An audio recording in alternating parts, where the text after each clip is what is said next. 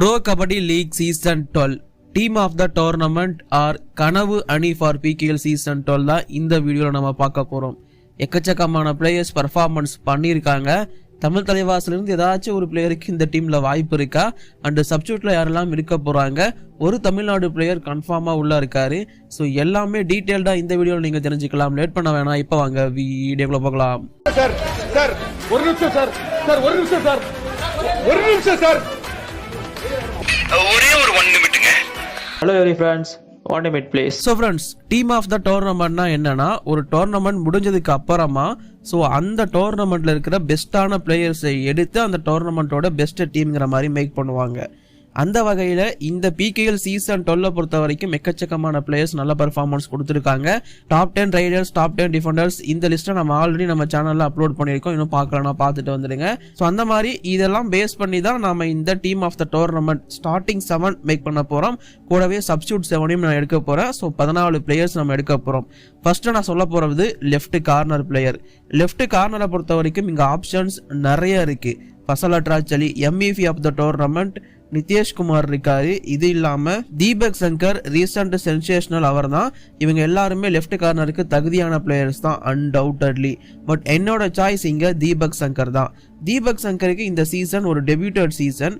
என்ன பண்றதுன்னு தெரியாம இருக்கிற பல பிளேயர்ஸுக்கு மத்தியில நான் இதெல்லாம் பண்ணுவேங்கிற மாதிரி செஞ்சு காட்டினாரு. பல லெஜெண்டரி ரைடர்ஸை பிடிச்சி போட்டாரு. ஸோ இதெல்லாமே மிகப்பெரிய விஷயம் என்னை பொறுத்த வரைக்கும். ஒரு தமிழ்நாடு பிளேயராக உள்ள வந்து அந்த அளவுக்கு நல்ல வாய்ப்புகளை வாங்கி பர்ஃபார்மன்ஸ் பண்ணுறது அப்படிங்கிறது அவ்வளோ ஒன்றும் சாதாரணமான விஷயம் கிடையாது ப்ரோ கபடியை பொறுத்த வரைக்கும். ஸோ அந்த வகையில் தீபக் சங்கர் ஃபார் லெஃப்ட் கார்னருங்கிறது என்னோட ஆப்வியஸ் சாய்ஸாக இருக்குது. கண்டிப்பாக இவர் ஒரு பெரிய ரவுண்ட் வருவார் ப்ரோ கபடியை பொறுத்த வரைக்கும், நோட் பண்ணி வச்சுக்கோங்க. ஸோ இந்த தீபக் சங்கர் கிட்ட இந்த ஸ்கில் மட்டும்தான் அப்படின்னு ரெஸ்ட்ரிக்ட் பண்ணுற மாதிரி எதுவும் கிடையாது. எல்லா ஸ்கில்லுமே சூப்பராக பண்ணுறாரு. என்னை பொறுத்த வரைக்கும் இந்த ப்ரோ கபடி லீகோட சுல்லான் இந்த தீபக் சங்கர் நான் சொல்லுவேன். சூடானார்னா இவர்கிட்ட யாருமே தப்பிக்க முடியாதுங்கிற மாதிரி தான். இங்க பெங்களூரு புல்ஸ் இவரை டிஃபென்ஸ் டைனமோன்னு சொல்லுவாங்க. பட் நாம சுல்லான் தீபக் சங்கர் அப்படின்னு சொல்லுவோம். கண்டிப்பா வந்து இந்த பேர் அவருக்கு பர்ஃபெக்டா இருக்கும்னு நான் நம்புறேன். ஓவரால் தீபக் சங்கர் தான் என்னோட லெஃப்ட் கார்னர், டவுட்டே வேணாம். ரைட் கார்னரை பொறுத்த வரைக்கும் அங்கேயும் பல ஆப்ஷன்ஸ் இருக்கு. ரைட் கார்னர் இருக்கிற ஆப்ஷன்ஸ் அப்படின்னு பார்க்கும்போது கௌரவ் காட்ரி ஒரு நல்ல ஆப்ஷன், சௌரப் நண்டல் இருக்காரு. இது இல்லாம Navdeep defender of the tournament award வாங்கின ஒரு பிளேயர், இவங்களாம் இருக்காங்க. ஸோ இங்க நான் கொஞ்சம் எக்ஸ்பீரியன்ஸ் சைடு சாய போறேன். ஸோ அதனால என்னோட சாய்ஸ் கௌரவ் காட்ரி.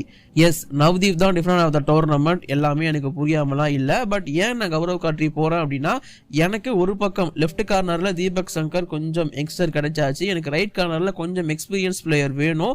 ஸோ அதனால தான் நான் கௌரவ் காட்ரி பக்கம் போறேன். ஏன்னா ரெண்டு பக்கமே நான் யங்ஸ்டர்ஸ் எடுத்துட்டு கொஞ்சம் மாட்டி போனோங்கிறது என்னோட நம்பிக்கை. நீங்க மேபி நவ்தீப்பை யூஸ் பண்ணா அது உங்களோட சாய்ஸ். எனக்கு கம்பேர் டு நவ்தீப் கௌரவ் காட்ரி என்னோட பெட்டரா இருப்பாரு என்னோட டீமுக்கு. அப்படிங்கிறதுனால நான் ரைட் கார்னருக்கு அவரை பிளேஸ் பண்றேன். அண்ட் தென் என்னோட கவர்ஸை பொறுத்த வரைக்கும் ரைட் கவருக்கு நான் பிளேஸ் பண்ற பிளேயர் அன்டவுட்டட்லி சுனில் குமார் தான். அண்ட் என்னோட கேப்டனும் சுனில் குமார் தான். ஸோ அப்படி இருக்கிறப்போ யுமும்பாவோட கேப்டனா இருந்து அண்ட் பெஸ்ட் ரைட் கவர் பிளேயரா இந்த சீசன்ல இருக்கிற சுனில் குமார் தான் என்னோட ரைட் கவர் ஆப்ஷன். கண்டிப்பா நான் இந்த இடத்த நான் சேஞ்ச் பண்ணவே மாட்டேன். அவரை தவிர வேற யாருக்கும் இந்த இடத்த நான் விட்டு கொடுக்கவும் மாட்டேன். நான் சொல்லிக்கிறேன், அஸ் ஏ பிளேயரா தனி ஆளா அவரால் மேட்சை மாற்றி கொடுக்க முடியும். அவர் மேட்டு மேல இருக்கிற வரைக்கும் யுமும்பாவை நீங்க தோற்கடிக்கவே முடியாது. நீங்க அவர் அவுட் பண்ணி ரைட் வரப்ப அவர் அவுட் பண்ணி அமுச்சு விட்டீங்கன்னா தான் அந்த டீம் ஆல் அவுட்டுக்கே நீங்க தள்ள முடியும். அப்படிங்கிற சிச்சுவேஷன்ல ஒரு டீமை ஹோல்டு பண்றாரு அப்படின்னா is the perfect for right cover, is the perfect for team player. So அவனை நான் பிளேஸ் பண்றேன் என்னோட ரைட் கவர் ஆப்ஷனுக்கு. அண்ட் ஆல்சோ மென்ஷன் பண்ணிக்கிறேன், இவர் தான் என்னோட கேப்டனும் கூட.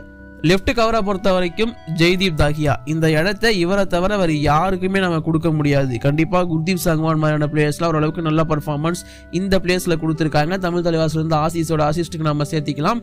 அண்ட் முன்னாடி ரைட் கவருக்கு ரோனகை கூட நம்ம ஆட் பண்ணிருக்கலாம் தான். பட் சுனில் வேற லெவலில் இம்ப்ரெஸ் பண்ணியிருந்தாரு. ஸோ அதே மாதிரி இங்க ஜெய்தீப் வந்து அந்த இடத்த தனியாளா பிடிச்சி வச்சிருக்காரு. ஒரு கவர் பிளேயரா டாப் 2 டிஃபெண்டர்ஸ் லிஸ்ட்ல இருக்கிறதுல அவ்வளோ ஈஸியான விஷயமே கிடையாது. தலைவன் அந்த லிஸ்ட்ல இருக்காரு, டாப்ல இருக்காரு.